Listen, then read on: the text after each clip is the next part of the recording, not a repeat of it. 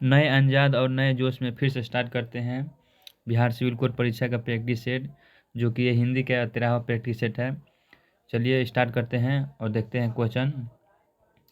देखिए लिखा गया है सबसे पहले कि दिए गए शब्द के समानार्थी शब्द का चयन करें। ठीक है, देखिए समानार्थी शब्द का पक्षी का पूछा है कि समानार्थी शब्द का पक्षी का शब्द क्या होगा। तो देखिए 4 ऑप्शन दिया गया है इसमें से चुनने के लिए, और इसमें से एक सही बताना है कि कौन से इसका समानार्थी शब्द, यानी कि समान, समानार्थी का मतलब कि समान अर्थ, यानी कि समानार्थ समान शब्द वाला। ठीक है, उसे समानार्थी शब्द कहते हैं। जैसे देखिए इसका देखिए आंसर मैं बता रहा हूँ, इसका आंसर हो जाएगा दोस्तों जो कि ऑप्शन नंबर बी हो जाए, जो कि पखेरु हो जाएगा। ठीक है, देखिए पक्षी का कोई अन्य नाम और भी बता दे रहा हूँ, जो कि 1 2 3 हम बता दे रहा हूँ। उसके लिए ये भी होता है, जैसे जैसे मैं बता रहा हूँ दोस्तों कि चिड़िया होता है, यानी पक्षी के दूसरा नाम चिड़िया भी हो सकता है।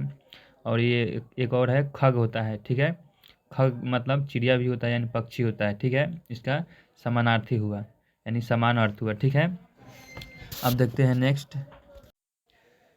दूसरा नंबर क्वेश्चन लिखा गया है कि रसीम किसका परवाची शब्द है। ठीक है, यानी रसीम किसका परवाची शब्द है। इसमें भी 4 ऑप्शन दिया गया है, और इसमें देखना है दोस्तों। देखिए इसमें परवाची शब्द पूछा है। ठीक है, इसमें भी परवाची शब्द पूछा है। तो देखिए परवाची शब्द इसका दोस्तों इसका आंसर हो जाएगा जो कि ऑप्शन नंबर सी हो जाएगा, किरण हो जाएगा। ठीक, यानी इसका परवाची शब्द हो जाएगा किरण। ठीक है, तो देखिए इसका किरण दोस्तों, इसका राइट आंसर किरण हो जाएगा। ठीक, अब बात कर लेते हैं दोस्तों नेक्स्ट, जो कि तीसरा नंबर क्वेश्चन लिखा गया है कि सही वर्तनी वाले शब्द का चयन करें। ठीक है, यानी इसमें देखिए 4 तरह से कवित्री लिखा गया है। ठीक है, आप लोग देखिए, और इस चारों में से किसी एक को पहचाने, और इसमें देखना है कि कौन सा इस चारों में से लिखावट के रूप में कौन सा सही है। ठीक है, तो इसका राइट आंसर ऑप्शन हो जाएगा दोस्तों ऑप्शन ए नंबर, यानी कि कवित्री इस प्रकार से लिखावट के रूप में सही होती है, यानी इसका राइट आंसर ए हो जाएगा। ठीक है, अब बात कर लेते हैं चौथा नंबर क्वेश्चन, जो लिखा गया है कि दिए गए शब्दों के किस भाग में त्रुटि है। देखिए लिखा गया है मुझे इस आदमी का पता मालूम नहीं है। देखिए ऑप्शन लिखा गया है दोस्तों, इसका right option option number B हो जाएगा, जो कि मालूम नहीं है। यानी कि दोस्तों, यानी लिखा गया है कि मुझे इस आदमी का पता मालूम नहीं है, यानी कि इसमें मालूम नहीं है, यहाँ पर दोस्तों त्रुटि है। यानी कि यहाँ क्या होना चाहिए था, तो यहाँ पर होना चाहिए था दोस्तों, यानी कि मालूम होना चाहिए था। ठीक है, मालूम होता है। अब देखते हैं नेक्स्ट क्वेश्चन।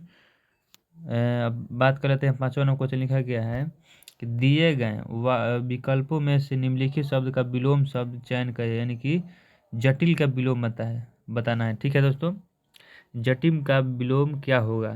तो दोस्तों इसका राइट आंसर जो कि सरल होता है, यानी जटिल मतलब होता है कठिन, तो कठिन मतलब आसान, यानी सरल। ठीक है, अब देखिए अब यहाँ पर दोस्तों बात कर लेते हैं छठा नंबर क्वेश्चन लिखा गया है कि दिए गए वाक्यांश के लिए एक शब्द दीजिए, यानी कम बोलने वाला। ठीक है, यानी कम बोलने वाले को क्या कहा जाता है। ठीक है, तो कम बोलने वाला को दोस्तों का क्या कहा जाता है, तो उसको मितभाषी के रूप में जाना जाता है, यानी मितभाषी कहा जाता है। ठीक है, अब बात कर लेते हैं दोस्तों कि वाचाल किसे बोला जाता है। ठीक है, तो देखिए जिसको अधिक बोलने वाला को वाचाल कहा जाता है। ठीक है, यानी कि जो अधिक बोलता है उसको वाचाल कहा जाता है।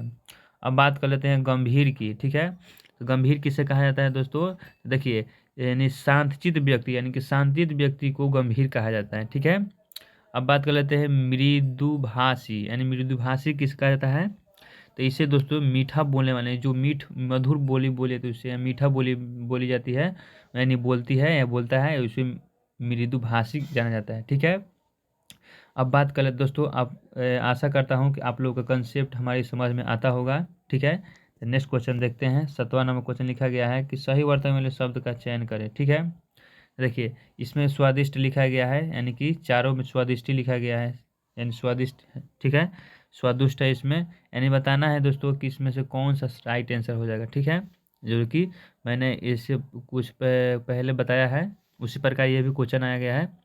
अब देखिएगा यहाँ पर इसका right answer option number D हो जाएगा, जो कि स्वादिष्ट इस प्रकार से लिखा होता है, यानी सही वर्तनी माना जाता है। ठीक है, बात कर लेते हैं 8वां नंबर क्वेश्चन लिखा गया है कि निम्न 4 विकल्पों में से उस विकल्प का चयन करें जो दिए गए मुहावरे का सही अर्थ को व्यक्त करता है, यानी कि गागर में सागर भरना। ठीक है, तो गागर में सागर भरना दोस्तों, तो इसका आंसर हो जाएगा जो कि हो जाएगा थोड़े थोड़े में बहुत कुछ कहना। अब बात कर लेते हैं 9वां क्वेश्चन। देखिए लिखा गया है कि दिए गए वाक्यांशों के लिए एक शब्द दीजिए जिसकी आशा की गई हो। ठीक है, यानी जिसकी आशा की गई उसे क्या कहा जाता है। ठीक, तो उसे क्या कहा जाता है, जो कि प्रत्याशित के रूप में जाना जाता है या कहा जाता है। ठीक है, जिसकी आशा की गई हो उसे प्रत्याशित कहा जाता है। ठीक है, इसमें कुछ और ऑप्शन देख लेते हैं जो कि इस प्रकार लिखा गया है। देखिए यहाँ पे लिखा गया है कि आशातीत। ठीक है, यानी आशातीत किसे कहा जाता है, यानी आशा से बहुत अधिक। ठीक है, यानी जो होता है हद से अधिक होता है ना, उसी प्रकार आशा से बहुत अधिक, ठीक, उसे आशातीत बोला जाता है। ठीक, अब बात कर लेते हैं। देखिए आशानुसार लिखा गया है, इसे क्या बोला जाता है, तो देखिए आशानुसार जो होता है दोस्तों, ये होता है आशा के अनुरूप होता है। ठीक है, वो आशानुसार होता है। अब बात कर लेते हैं नेक्स्ट क्वेश्चन की, जो कि लिखा गया है कि रिक्त स्थान की पूर्ति के लिए सर्वाधिक उपयुक्त शब्द का चयन कीजिए। ठीक है, सैनिक आतंकवादी के पैरों में रिक्त स्थान डालकर ले गए। ठीक, देखिए ये 4 ऑप्शन में से यहाँ पे किसको रखना होगा, ये आप लोग पढ़ कर बताना होगा। ठीक है, देखिए इसका right answer option number B हो जाएगा, जो कि बेड़िया होता है। ठीक है, अब बात कर लेते हैं नेक्स्ट क्वेश्चन की। नेक्स्ट लिखा गया है कि दिए गए वाक्यों में काले खंड को प्रत्याशित करने के लिए सर्वाधिक उपयोगी विकल्पों का चयन करें। यदि इसे प्रत्याशित करने के लिए आवश्यकता नहीं है तो विकल्प किसी बदलाव की आवश्यकता नहीं है का चयन करें। ठीक है, अब देखिए लिखा गया कि रविंद्रनाथ जी ने भारत के एक प्रसिद्ध कवि थे। ठीक है, देखिए 4 ऑप्शन दिया गया है, आप लोग देख सकते हैं यहाँ पे लिखा गया है। इसका right answer option number C हो जाएगा, जो कि रविंद्र जी। ठीक है, यानी दोस्तों यहाँ पर जो लिखा गया है रविंद्र जी ने, ठीक है, यहाँ पे केवल रविंद्र जी ही लिखना चाहिए, यानी कि ने इसको हटा देना चाहिए था। ठीक है, इसका राइट आंसर हो जाएगा ऑप्शन नंबर सी। अब बात कर लेते हैं 12 नंबर क्वेश्चन। लिखा गया है कि सामान्य का विलोम शब्द क्या होगा। इसका विलोम शब्द हो जाएगा, जो कि ऑप्शन नंबर बी हो जाएगा, विरिष्ट। अब नेक्स्ट देखते हैं, दिए गए वाक्यों में काले अंश को प्रत्याशित करने के लिए सर्वाधिक उपयुक्त विकल्प का चयन करें। यानी कि लिखा गया है कि गोलीय की बाढ़ के सामने कोई न टिक सका। तो यहाँ पे क्या हो जाएगा, यानी कि इस रिक्त स्थान पर दोस्तों क्या हो जाएगा, जो कि इसका हो जाएगा ऑप्शन नंबर ये, जो कि बौछार। ठीक है, अब बात कर लेते हैं 14 नंबर क्वेश्चन। लिखा गया है कि दिए गए वाक्यों के किस भाग में त्रुटि है, इसमें समस्त प्राणी मात्र का कल्याण निहित है। ठीक है, तो इसका राइट आंसर हो जाएगा दोस्तों ऑप्शन नंबर ए, जो कि समस्त प्राणी मात्र। ठीक है, देखिए लिखा है कि निम्न में से तत्सम शब्द कौन है दोस्तों, इसका right answer option number C हो जाएगा, जो कि ध्रुत हो जाएगा। ठीक, यानी ध्रुत तत्सम शब्द है। अब बात कर लेते हैं 16 नंबर क्वेश्चन में लिखा गया है कि निम्न में से तद्भव शब्द हैं। ठीक है, निम्न में से तद्भव शब्द हैं, जो कि ऑप्शन नंबर डी हो जाएगा जोगी हो जाएगा इसका राइट आंसर। अब देखते हैं 17 नंबर क्वेश्चन। लिखा है कि लक्षण का विलोम शब्द है। लक्षण का विलोम शब्द हो जाएगा, जो कि विलक्षण हो जाता है। ठीक है, अब बात कर लेते हैं 18 नंबर। लिखा है कि निम्न में से शुद्ध वर्तनी का चयन कीजिए। शुद्ध वर्तनी के चयन का दोस्तों इस 4 ऑप्शन में से इसका राइट आंसर ऑप्शन नंबर, जो कि डी हो जाएगा। ठीक है, यानी दोस्तों इसका राइट ऑप्शन क्या हो जाएगा, तो ऑप्शन नंबर डी हो जाएगा। ठीक, व्यक्ति हो जाएगा। ठीक, अब बात कर लेते हैं 19 नंबर क्वेश्चन की। लिखा गया है कि इधर उधर घूमता हुआ सन्यासी वाक्यांश एक शब्द है। तो दोस्तों इसका राइट आंसर, जो कि परिवारजक हो जाएगा। ठीक, अब बात कर लेते हैं 20 नंबर की। लिखा गया है कि मृगेंद्र का प्रवाची शब्द है। तो मृगेंद्र का प्रवाची शब्द दोस्तों, जो कि शार्दुल होता है। ठीक, अब देखते हैं 21 नंबर क्वेश्चन। लिखा गया कि साहित्य लहरी किसकी रचना है। तो दोस्तों ये रचना है, जो कि सूरदास की है। ठीक, जो कि साहित्य लहरी होती है। अब देखिए लिखा है वचन का अभिप्राय है। तो वचन का दोस्तों अभिप्राय क्या होगा, जो कि संख्य हो जाएगा, संख्या।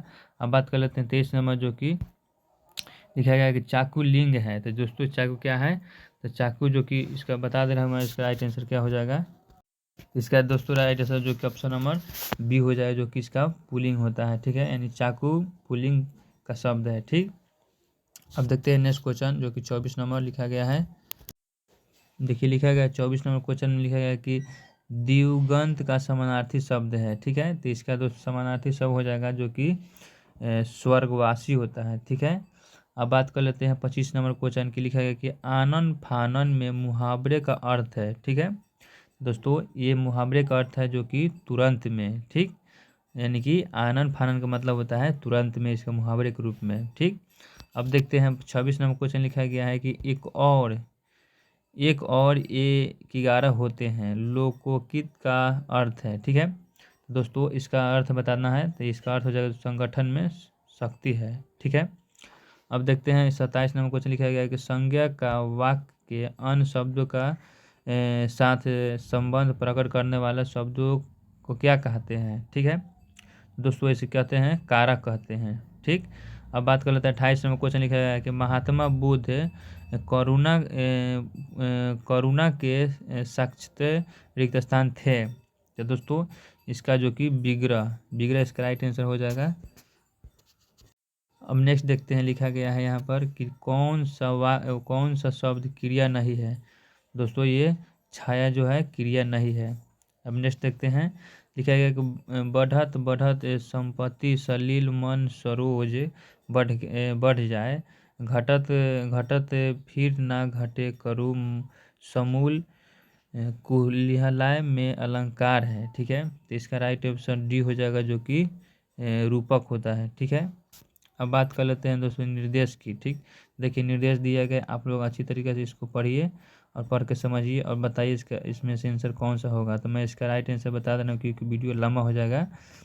ठीक है, अब देखते हैं, लिखा गया है कि आत्मवान बनने का क्या आशय है। ठीक है, तो दोस्तों इस जो कि है अपने गुण और व्यक्तित्व के अनुरूप जियो। ठीक है, इसका आंसर सी हो जाएगा। ठीक, अब बात कर लेते हैं नेक्स्ट क्वेश्चन की जो कि 32 नंबर क्वेश्चन। देखिए अब लिखा गया है कि मंत्रालय का संधि विग्रह करें।